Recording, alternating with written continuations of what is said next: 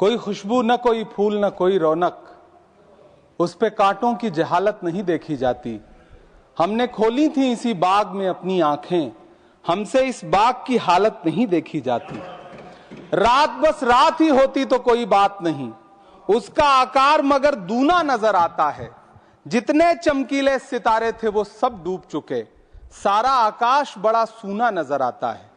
बुलबुलें खुश थी उम्मीदों के तराने गाए, लेके पतझड़ से बहारों को चमन सौंप दिया। अब तो मासूम गुलाबों की ये घायल खुशबू शीश धुनती है कि खारों को चमन सौंप दिया। तुमने क्या काम किया उनके अभावों के लिए, जिनकी मेहनत से तुम्हें तख्त मिला, ताज मिला। उनके सपनों के जनाजों में तो शामिल होते, जिनके चुप रहने की वजह से तुम्हें राज मिला। उदय प्रताप जी ने बहुत शानदार ये कविता कही है कि कवि की आवाज बगावत पे उतर आई है, दल के दलदल से हमें कोई सरोकार नहीं। तुमने इस देश की तस्वीर बिगाड़ी ऐसे, जैसे इस देश की मिट्टी से तुम्हें प्यार नहीं। वरना अंजाम वही होगा जो पहले भी हुआ। कुर्सी तो कुर्सी है, निगाहों से उतर जाओगे। मौत आनी है जब आएगी तुम्हारी खातिर, मौत से पहले बहुत पहले ही मर जाओगे। सभापति महोदय, गांव की परिकल्पना में प्यार था, अपनापन था, भाईचारा था। कभी महात्मा गांधी ने जब गांव का सपना बुना तो मुझे लगता है उसमें वो मोहब्बत थी कि गांव में अगर किसी बिटिया की शादी होती थी तो पूरा गांव अपने संसाधन लेकर के, कोई चारपाई लेकर के, कोई गुड़ लेकर के, कोई प्रेम लेकर के खड़ा हुआ करता था। लेकिन पिछले 2014 के बाद से गांव में जो नफरत बो करके विकास किया गया है वो अद्भुत और अकल्पनीय है। हालत यह है, हम जिस गांव में पैदा हुए उन गांव में कोई सीताराम चाचा, कोई भगवती चाचा हम लोगों की उंगली पकड़ करके चौराहों पर हमें मिल जाता था, आशीर्वाद भी देता था और डांटता भी था। लेकिन मौजूदा स्थिति यह हो गई है कि गांव में चाय, जो गुड़ की चाय बना करती थी, उसकी चकल्लस में जो चर्चा होती थी, उसमें जब से चाय में चर्चा वाली राजनीति घुसी है, उसने पूरे गांव का माहौल ऐसा कर दिया कि आप अब एक दूसरे से प्रेम से बैठ के बात भी नहीं कर सकते। मैं, माननीय मंत्री जी यहां पर मौजूद हैं, रूरल डेवलपमेंट के मंत्रालय के बजट पर चर्चा हो रही है। चाहे मनरेगा हो, चाहे किसान हो, सारा इससे जुड़ा वर्ग परेशान है। मजदूरों की स्थिति ऐसी है कि आप मनरेगा को प्रोत्साहित करने के बजाय मनरेगा को समाप्त करने की कोशिशों में लगे हुए।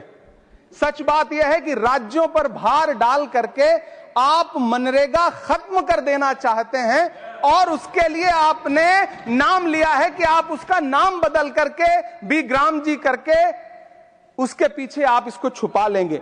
गांव में सड़कों की स्थिति खस्ता हाल है, चाहे उत्तर प्रदेश हो, चाहे मध्य प्रदेश हो, चाहे गुजरात हो, चाहे राजस्थान हो।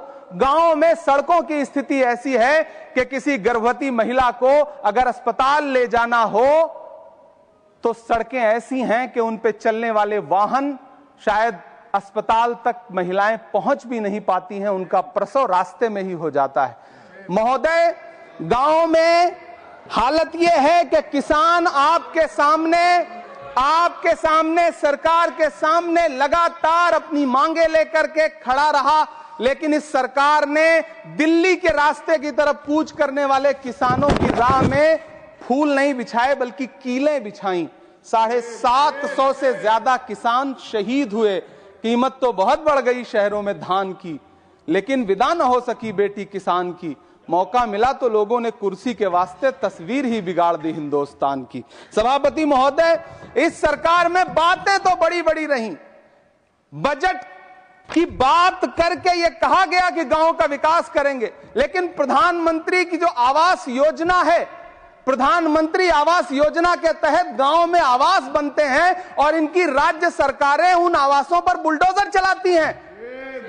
ऐसे कई मामले अलग अलग राज्यों में देश के सामने हैं। आप कहेंगे तो मैं पटल पर रख दूंगा, अभी हां पटल पर रख दूंगा, ऑथेंटिकेट कर दूंगा। महोदय, जब पीएम आवास योजना के तहत बनने वाले घरों पर बुलडोजर चलेंगे तो आप गांव के कौन से विकास की परिकल्पना कर रहे हैं?